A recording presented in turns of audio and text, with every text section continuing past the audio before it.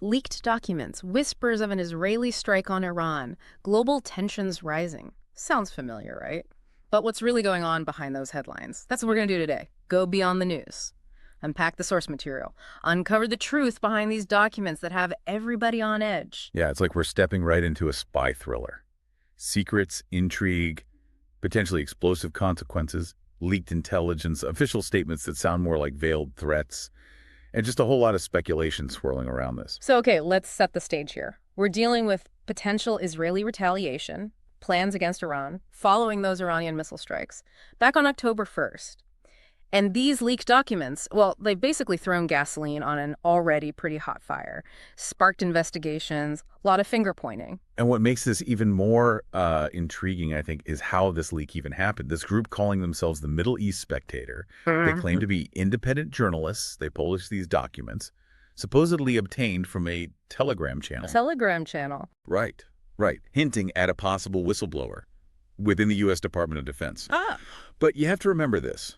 The Jerusalem Post and others have identified this group, the Middle East Spectator, as being pro-Iran. Okay, so that's a crucial detail. I mean, it makes you wonder if this information was selectively leaked to push a certain agenda, right? It's like we're trying to solve a puzzle where some of the pieces might be intentionally misleading. Exactly. And then you've got the U.S. response, which has been, well, swift and serious, full-blown investigation. Deep concern about the potential compromise of sensitive information. I mean, the Speaker of the House even went on record, talked about the possibility of, even more sensitive information coming out. Which is a pretty chilling thought. Leaked intelligence, I mean, that can jeopardize operations, damage trust between allies, escalate conflicts. Absolutely. Throws a wrench into everything. Think about it.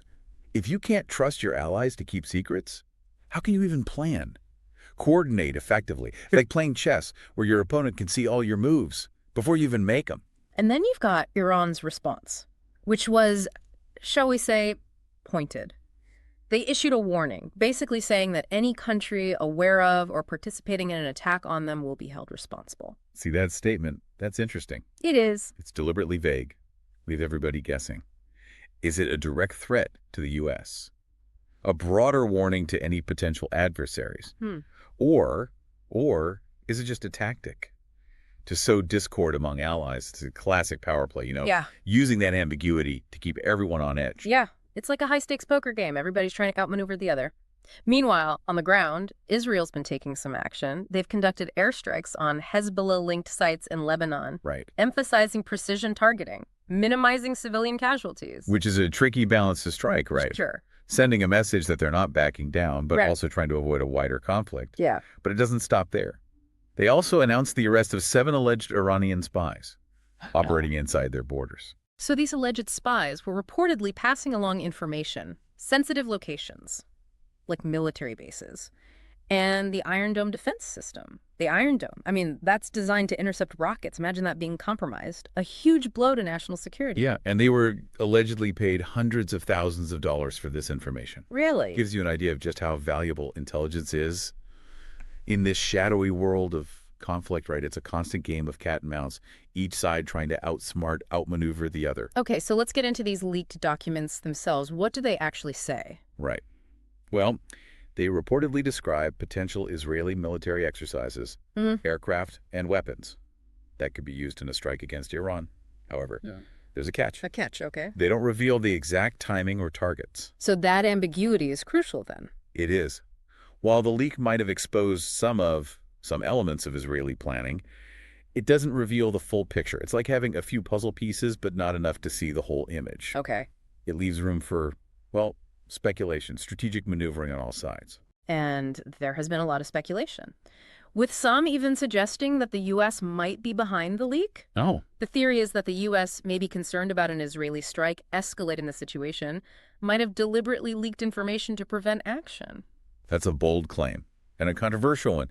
But, I mean, it's not entirely outside the realm of possibility. Allies don't always see eye to eye, right? Right. Sometimes they resort to unconventional tactics to influence each other. It's a reminder of the complex relationships, those competing interests, all at play in international politics. And then you have General Jack Keane. Right, a respected military analyst. He added fuel to the fire by suggesting the leak could have come from, well, a pro-Iran individual within the U.S. Justice Department. So General Keene's opinion just highlights how difficult it is to really pinpoint the source of this leak and understand the motives behind it. Right. Was it whistleblowing, espionage, a deliberate attempt to manipulate events?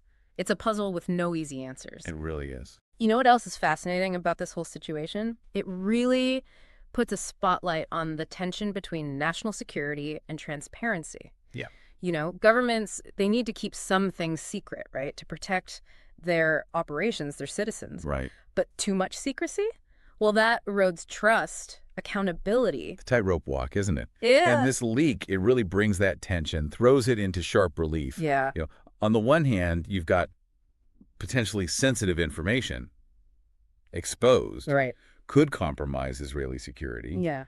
But then on the other hand, we're now aware of a possible military operation that might have, otherwise stayed completely under the radar. So that brings up this huge question. In a democracy, how much should the public know about their government's actions, especially when those actions involve the potential for military conflict? It's a $1 million question. Yeah. And there's no easy answer, right? It's a debate that's been going on for centuries. Mm-hmm. And this leak just adds fuel to the fire. And it really underscores how much warfare has changed in the 21st century. We're not just talking about tanks and troops on the ground. Right. Information warfare, cyber attacks, manipulating public opinion. These are essential parts of conflict now. Yeah, it's a whole new battleground where a single leak can just disrupt, carefully laid plans, shift alliances, and potentially even spark violence. It's a reminder that those lines between peace and war, they're blurry. Yeah. And things can escalate so quickly in unpredictable ways. So as we wrap up this deep dive, let's leave you with this. Okay. In an age where information is power and leaks like this can completely reshape the landscape, what role should transparency and accountability actually play? That's a really good question. It's worth pondering. It gets to the core of how we govern ourselves, how we interact on a global scale. The answer is, well, they're complex, they're multifaceted, but grappling with these questions, that's crucial. If we want to navigate the challenges of this century, create a more, peaceful and just world. And on that note, we encourage you to keep exploring this topic. Dig deeper into that source material. Consider those different perspectives and form your own conclusions. This world, it's complex, it's ever-changing, and understanding the forces that shape it, that's essential for all of us. Thanks for joining us for this deep dive. It's easy to get lost in this geopolitical chess game. Yeah. But we can't forget about the people caught in the middle. It's a really good point. Take those Israeli airstrikes in Lebanon. Right. What's it like for the people living there? It's a region where the threat of violence is just a constant reality. The psychological toll, the disruption to daily life, fear for your loved ones, those are those unseen wounds of conflict. And while Israel says they use precision targeting, right? Trying to minimize civilian casualties, there's always that risk. Yeah. Unintended consequences. Yeah. Even with the most sophisticated weapons, slight miscalculation, wind changes, it can have devastating results. It's a reminder that in conflicts like this, there are no real winners. Only different degrees of loss. Speaking of loss, we should talk about those alleged Iranian spies. Yeah. Arrested in Israel. Right. These individuals. Accused of betraying their country, now facing, imprisonment. Yeah. Potentially even harsher punishment. It's the human drama behind the headlines. Espionage, it's not just about secrets and gadgets. It's about people making incredibly tough choices with potentially huge consequences. Choices that affect not just them, but countless others. And speaking of ripples, let's look at the bigger picture here. The impact of this leak on international relations. Right. That balance of power in the Middle East. This whole thing, it's put a strain on the U.S.-Israel relationship, no question. It has. Questions about trust, intelligence sharing. The U.S. is conducting this investigation.